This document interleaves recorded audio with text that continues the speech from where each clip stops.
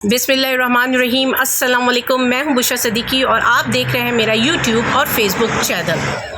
ख़बरें बहुत सारी हैं, जैसा कि सुना होगा कि एचईसन के प्रिंसिपल ने इस्तीफ़ा दे दिया और उसके बाद जी आज चीमा की भी एक्सप्लेनेशन बयान आया है। फिर उसको एक बहुत महान हस्ती उस्मा साहिबा भी उन्होंने भी जस्टिफिकेशन दी है, इस पर भी बात करेंगे। फिर आज साइफ़र की समात है और कल क्या हुआ समात में, इस पर होगा। फिर इलेक्शन कमीशन के कारनामे, इन सब पे बात करने से पहले मैं ये बात कहना चाहूँगी कि जो मुईद पीरज़ादा जिनको चौधरी निज़ामुद्दीन कहते हैं, तो जब चौधरी निज़ामुद्दीन ये सोच लेना कि निज़ाम उन्होंने चलाना है तो फिर कुछ भी हो जाए वही निज़ाम चलाते हैं। मुशर्रफ ने डिसाइड किया था कि वो हुकूमत करेगा तो उसने हुकूमत की, उसके बाद दूसरी टर्म में वो कोलैप्स कर गया, ये अलग बात है। तो कब ये कोलैप्स करते हैं ये एक नेक्स्ट फेज़ है, लेकिन जब इन्होंने डिसाइड कर लिया ना कि हमने चलानी है तो फिर वही चला रहे हैं। अब जो डिबेट हो रही है कि शहबाज हुकूमत जी एक कठपुतली हुकूमत है या वो है, तो यार वो तो ऑब्वियस सी बात है, इस पर कोई डिबेट वाली बात रह नहीं गई है। अब देखिए शहबाज हुकूमत को भी पता है कि उन्होंने इमरान खान के खौफ से एक जमहूरियत का गला घोट दिया। सिर्फ उसका खौफ था ना कि वो आ गया तो क्या होगा, वो क्या होगा, तो इमरान खान के रास्ता रोकने के लिए उन्होंने जमहूरियत का रास्ता रोककर चौधरी निज़ामुद्दीन की गोद में जा गिरे। अब जाहिर सी बात है उससे उनकी सियासत ख़त्म होगी। पता नहीं वो क्या चीज़ बचाना चाह रहे थे, अपनी शायद कुछ जायदादें बचाना चाह रहे थे, अपने केसेस क्लियर करवाना चाहते थे, लेकिन उसके बदले उन्होंने अपनी पूरी की पूरी सियासत ख़त्म कर दी। अब ये जो भी हुकूमत है इसके हाथों में कुछ भी नहीं है। अच्छा, और सबसे मज़े की बात यह है कि ये एक इत्तेहादी हुकूमत है और बेचारे इत्तेहादी वज़ीर आज़म से गिला भी नहीं कर सकते कि आपने हमें ये मिनिस्ट्री नहीं दी, हमें ये ओहदा नहीं दिया, क्योंकि जब वो उसके पास गिला करने आएंगे तो वो कहेंगे यार जिसने तुम्हें फॉर्म 47 से यहाँ तक पहुँचाया है उसी से जाकर बात करो, मेरे हाथ में भी कुछ नहीं है। तो यहाँ पे इत्तेहादी साहब भी निज़ामुद्दीन साहब के आगे खामोश हो जाएंगे और कुछ ना कर पाएंगे। चलें अब चलते हैं, बात करते हैं एचईसन के प्रिंसिपल ने जो इस्तीफ़ा दिया उस पर बहुत सारी बहस आप लोग सुन चुके हैं। अब बात ये है जो मैं आगे बात करना चाहूँगी, क्योंकि उन्होंने इस्तीफ़ा दे दिया। आज 11 बजे जो है लोगों ने एहतजाज की, गवर्नर हाउस के बाहर एहतजाज की कॉल दी हुई है, जिसमें जितने भी पुराने एचईसन हैं, एचईसन एक प्रेस्टीजियस इंस्टीट्यूट था, अब उसके जितने भी निकल कर लोग गए हैं वो किसी बड़े बड़े ओहदे में मौजूद हैं। अब वो सब गवर्नर हाउस के बाहर जी उन्होंने आज एहतजाज की कॉल दी हुई है।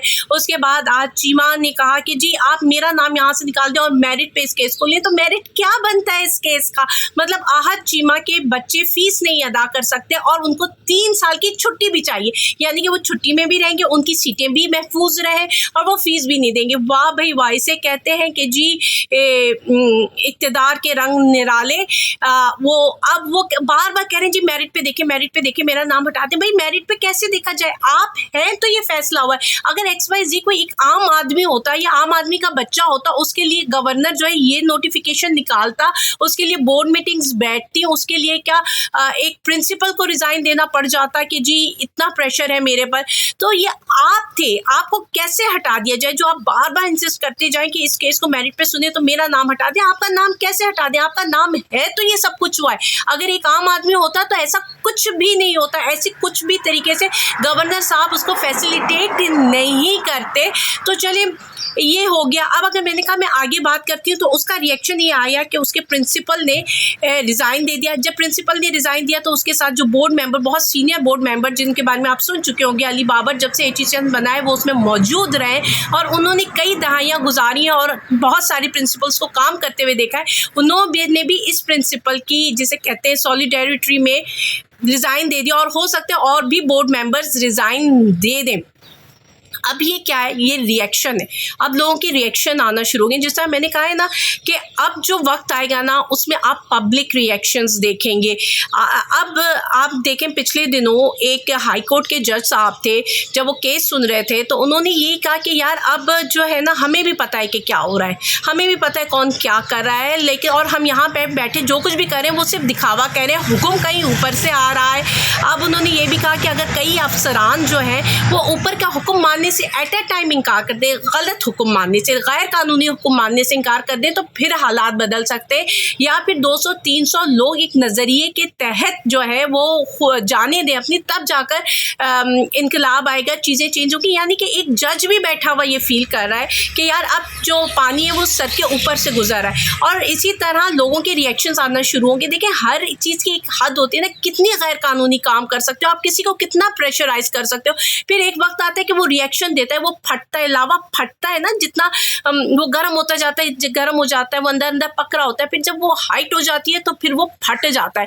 तो इसी तरह इतना ज़्यादा गैर कानूनी हो चुका था ना, मतलब ये जो प्रिंसिपल साहब थे वो आज उस पे प्रेशर सस्टेन नहीं कर रहे थे, पता नहीं कितनी चीज़ों में उनको प्रेशराइज किया गया था और वो हर बारी प्रेशर ले रहे थे, तो आखिरकार उनकी बस हो गई।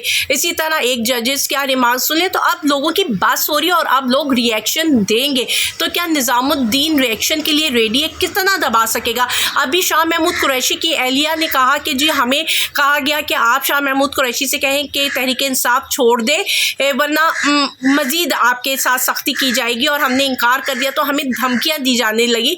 तो ये हालात कब तक चलेंगे? अब लोग आपकी धमकी में भी नहीं आ रहे, अब लोग रिएक्शन शो कर रहे हैं। अच्छा, अब बात करते हैं साइफर केस के हवाले से। कल साइफर केस की हेयरिंग थी और आज भी हेयरिंग होनी है क्योंकि मुलतवी हो गई थी। उसमें एक चीज़ बड़ी इंपॉर्टेंट थी और वो इंपॉर्टेंट ये चीज़ थी कि ना जिस चीज़ का मतन है, ना कंटेंट है, ना जिसका टेक्स्ट मौजूद है, उसके बारे में सज़ा भी होगी। मतलब एक चीज़ सिरे से आपको मालूम ही नहीं, आपने कहा कि जी जो चीज़ साइफर में लीक हुई है उसकी वजह से गैर मुल्कियों ने फ़ायदा उठाया, तो क्या चीज़ लीक हुई वो नहीं पता, कि क्या बात लीक हुई नहीं पता, फ़ायदा उठाए क्या फ़ायदा उठाए नहीं पता। तो ये बर्डन ऑफ प्रूफ जो होता है ना, वो प्रोसिक्यूशन पे, वो साबित करे, वो बताए कि क्या नुकसान हुआ है। तो ना उसके पास नुकसान है, लीक क्या चीज़ हुई है उसको ये भी नहीं पता कि लीक हुई क्या चीज़ है। तो बड़ी इंटरेस्टिंग सी सिचुएशन है इसमें। तमाम दोनों जज आमिर फारूक साहब भी और जस्टिस गुल हसन औरंगज़ेब साहब भी सर पकड़ कर बैठे हुए हैं कि जब कोई चीज़ है ही नहीं, तो मतलब एक जिसे कहते हैं ना हवा में चीज़ है। FIR के पास भी वो कॉपी नहीं है, वो टेक्स्ट नहीं है, वो मतलब नहीं जिस पर उसने ये पूरा रिएक्शन लिया है, जिसमें पूरी 10 साल की सज़ा हो गई एक एक्स प्राइम मिनिस्टर को, एक फॉर्मर प्राइम मिनिस्टर को, लेकिन उसके कंटेंट क्या है, किस चीज़ पर सज़ा हुई, ये किसी को नहीं पता है। तो ये ऐसा इंसाफ पाकिस्तान में ही होता है। और आज भी साइफर केस की हियरिंग है इस्लामाबाद हाई कोर्ट में, और दूसरी 190 मिलियन पाउंड का केस की भी हियरिंग है, जिसमें वो बुशरा बीबी भी शामिल है, और बुशरा बीबी बनी गाला से अडियाला जेल पहुँचेंगी उस हियरिंग के सिलसिले में। अच्छा, मैंने कहा था कि इलेक्शन कमीशन के कारनामे, तो जी इलेक्शन कमीशन के कारनामे नहीं रुकते। इलेक्शन कमीशन ने जी फॉर्म 47 की जो तस्दीक शुदा कॉपी देने का उसका फ़र्ज़ बनता है, रिस्पॉन्सिबिलिटी है कि जो कंटेस्टेंट हैं उनको जो है अटेस्टेड कॉपी दी जाए, तो वो देने से इनकारी भी नहीं है और दे भी नहीं रहा। ये है ना कि मैं ना देने वाली बात है कि भाई आप कंटेस्टेंट आपके पास आ रहे हैं, आप जाएँ और उसको कॉपी दें, लेकिन वो नहीं दे रहे थे। तो फिर सलमान अकरम राजा, शोएब शाहीन वगैरह ने कोर्ट से रुजू किया, इस्लामाबाद हाई कोर्ट से, और इस्लामाबाद हाई कोर्ट ने आज जो है इलेक्शन कमीशन को नोटिस जारी कर दिए।